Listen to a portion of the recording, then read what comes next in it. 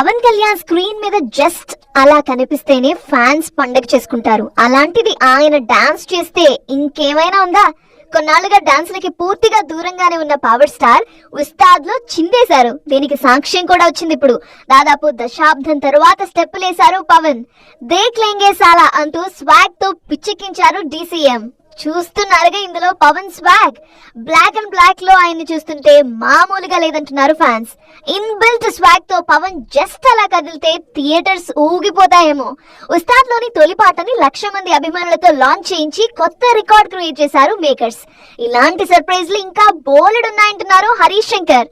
అత్తారింటికి దారేది తరువాత పవన్ డాన్స్ చేసింది తక్కువే, చేసిన 1-2 స్టెప్పులే.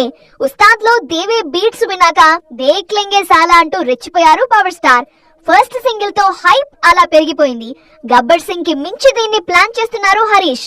మొత్తానికి ఉస్తాద్ భగత్ సింగ్ లో పవన్ డైలాగ్లే కాదు, డాన్సులు కూడా ఉంటాయని అర్థమైపోయింది.